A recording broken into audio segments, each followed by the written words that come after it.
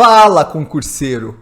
Quais são os pontos piores da reforma administrativa para quem está prestando um concurso público?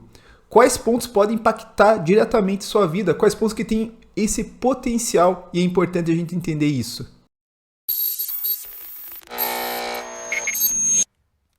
Meu nome é Guilherme Guimarães, eu sou especialista em concursos públicos, aprovado em 7 concursos e também sou professor de Direito Administrativo. E ontem explodiu essa questão do substitutivo à emenda constitucional número 32. O que é esse substitutivo? Uma comissão foi juntada para discutir a reforma administrativa originalmente proposta pelo governo e eles propõem agora um substitutivo que vai ser votado dia 16 de setembro. Eu creio que esse substitutivo tem grandes chances de ser aprovado, né, e deixar a proposta original do governo, que é terrível, cara. A proposta original do governo era horrorosa. A proposta original do governo era tão ruim que o próprio relator fala que ia extinguir com o serviço público, entendeu? E eu fiz um vídeo ontem que eu não pude me aprofundar no estudo da reforma. Eu falei nesse vídeo e, na verdade, eu só respondi uma pergunta se acabar com o concurso público. E eu falei, não vai acabar com o concurso público. Mostrei as propostas, muita gente não entendeu, muita gente falou, mas ela tem o potencial, mas é diferente. Então, eu quero agora discutir duas coisas da reforma administrativa que tem o potencial de acabar com o serviço público. E é muito importante a gente ser equilibrado agora. Veja, eu estava vendo o professor Israel, que é da oposição, e vi o equilíbrio dele de tratar essa proposta, de falar que essa proposta realmente é um avanço frente à primeira.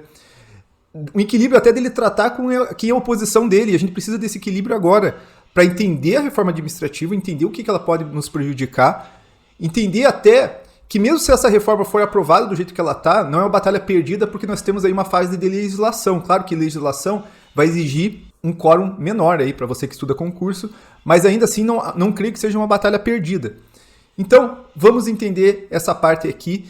Mas antes, pessoal, eu vou discutir uns pontos da reforma, vai ser aqui num vídeo rápido, e hoje à noite, hoje quinta-feira, dia 2 de setembro, às 21 horas, eu vou discutir toda essa reforma administrativa. Sério, eu estou me dedicando muito para isso daqui, eu estudei tudo que pode, eu li todos os artigos, eu vi todas as posições, e essa noite eu vou discutir todos os pontos, vou responder sua pergunta. Então aparece aqui para você tirar sua dúvida, para você bater o papo e parar com essa ansiedade que os concursos públicos acabaram. Mas vamos lá.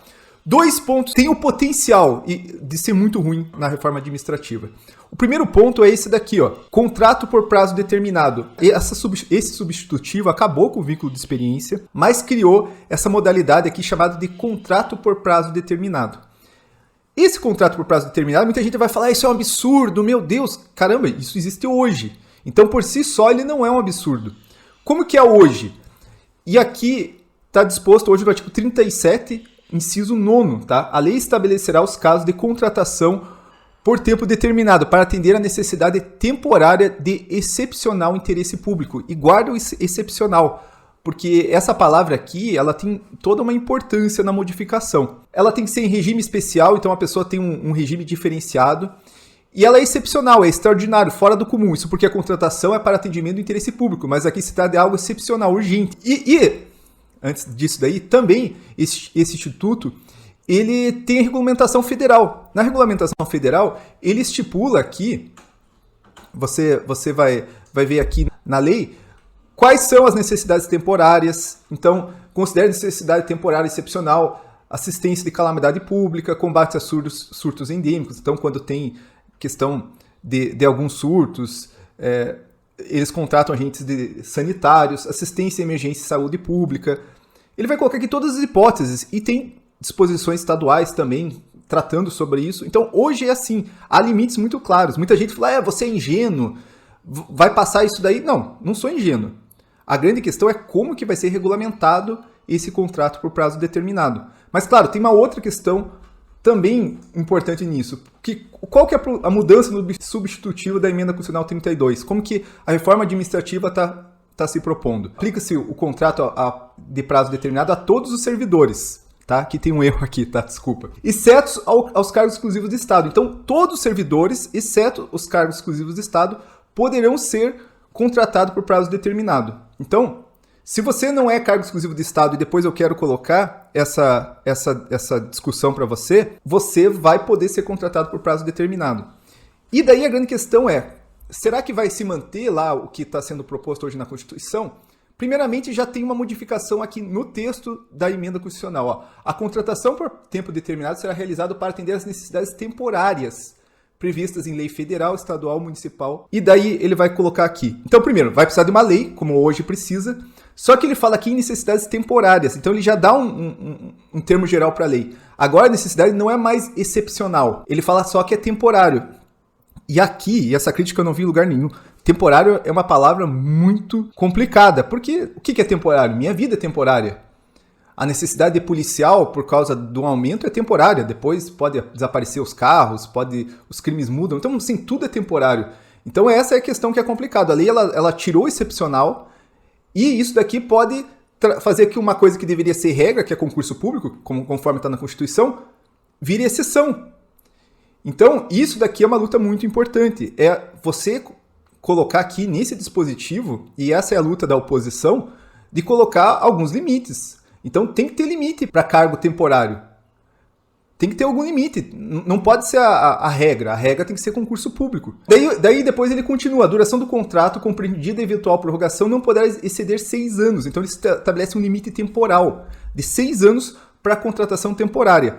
E daí, aqui você já vê uma má intenção do legislador. Por que má intenção? Porque se antigamente a contratação temporária era usado num sentido de calamidade pública, IBGE, coisas que são sazonais. E quando eu falo sazonais, né, que, sei lá, você vai precisar do servidor por 1 ano, por 6 meses. Agora você está falando de 6 anos? O que é uma necessidade de 6 anos? Caramba, quase tudo. Eu vou precisar de policial. Pô, por 6 anos, né? Claro, policial é só um exemplo porque não entra aqui no caso, né? Mas vou precisar, por exemplo, de um técnico para um tribunal, porque aumentou o processo.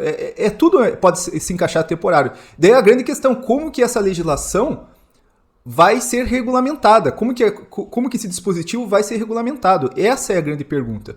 Quando eu discuto aqui, muita gente fala, acabou o concurso público. Calma aí, tem toda uma regulamentação. Lá atrás, esse tipo de pessoa ia estar falando o mesmo discurso. E foi feita uma regulamentação que, veja, não acabou. O Instituto de Contratação Temporária virou algo excepcional. Você olha lá na lei federal, você vai ver que é algo excepcional.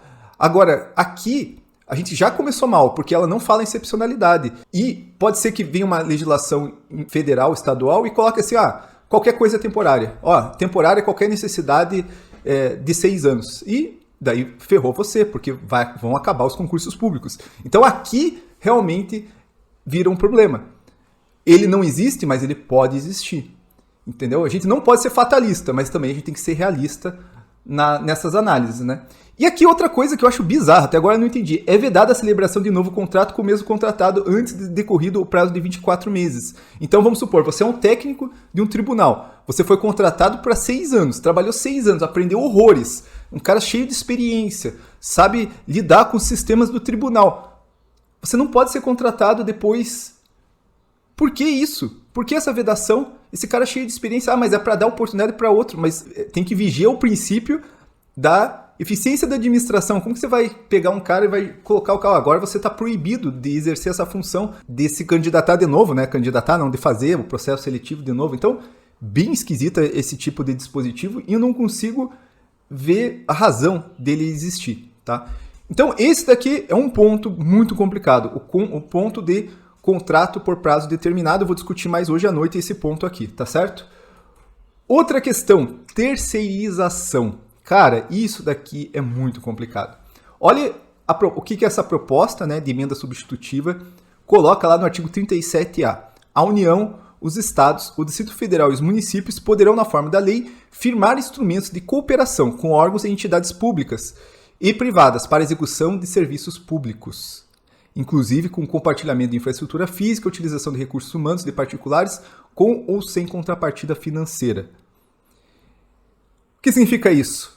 Que a União, os estados podem, e aqui a única exceção está aqui no artigo 4º, com a exceção dos cargos exclusivos de Estado, que eu vou explicar daqui a pouco, eles vão poder fazer uma terceirização. Então, eu vou dar um exemplo muito claro. Eu vou poder pegar um serviço de saúde que é prestado lá pela prefeitura, fazer uma parceria com algo privado, né, com uma instituição privada, e a partir de agora a prefeitura não vai ter mais servidores. Então, isso daqui abre uma brecha gigantesca para realmente acabar com os concursos públicos. Claro que abre uma brecha, por quê? Novamente é na forma da lei. A lei pode especificar os casos, a lei pode restringir, mas é uma abertura muito perigosa. Enquanto na primeira já existe um paralelo, hoje não existe um paralelo nesse sentido, então aqui eu acho até mais perigoso e pouca gente está falando isso daí, tá? Pessoal, o que são os cargos exclusivos de Estado? E aqui passando bem rapidinho. Então, os cargos exclusivos de Estado são esses daqui, pessoal. Ó. São os voltados às funções finalísticas. Então, tem que ser finalísticas. O que significa isso? Então, finalística é segurança pública. Então, você que é um policial militar, que é um policial rodoviário federal, você é cargo exclusivo de Estado. Ah, mas e o cara que é administrativo, que tem um cargo administrativo? Ele não é função finalística. Então, nesse sentido, um agente administrativo da PF, da PRF não entra, tá? A representação diplomática, então você que tem atuação finalística de representação diplomática, você é cargo exclusivo do Estado. Inteligência do Estado, né, a BIM, advocacia pública. E veja, tudo isso daqui é lobby, né? Eu vou falar melhor hoje à noite, mas tudo isso aqui é lobby, né? Porque se você pensar cargo exclusivo de Estado, seriam aqueles que não têm paralelo na iniciativa privada. Claro que segurança pública só existe uma, né? Existe a segurança particular, mas advocacia não existe paralelo, entendeu? Que aqui ele coloca aqui, advocacia pública. Não existe paralelo? Existe, né? Tem algumas coisas que entraram com muito lobby, né? Então, advocacia pública, defensoria pública, elaboração orçamentária. Então, a defensoria pública também entrou. Elaboração orçamentária, processo legislativo, judicial e legislativo. E veja, isso daqui vai ser regulamentado também por lei. Então, por isso que eu falo, aqui e em todas as situações, vai depender muito o que é essa lei, o que é, vai estipular, porque o que é processo judicial e legislativo? O que é isso daqui? A lei vai ter que estipular. Atuação institucional do Ministério Público, a manutenção da ordem tributária e financeira ou exercício de atividade de regulação e fiscalização de controle. Aqui são os casos que são as atividades exclusivas de Estado que não entram tanto naquela questão de contrato por prazo determinado, como atividades que vão ser terceirizadas, que podem ser terceirizadas. Beleza? Quinta-feira, hoje, 21 horas, eu espero para a gente bater esse papo, para conversar com vocês sobre essa lei e mostrar aqui várias outras propostas, várias outras situações, questão de estabilidade que vai mudar, os benefícios que vão ser cortados e um monte de outras questões, até coisas assim bem bizarras que tem nessa legislação, mexendo até com o diretor-geral da Polícia Federal. Então, quinta, 9 horas, é isso daí. Bora estudar. Valeu!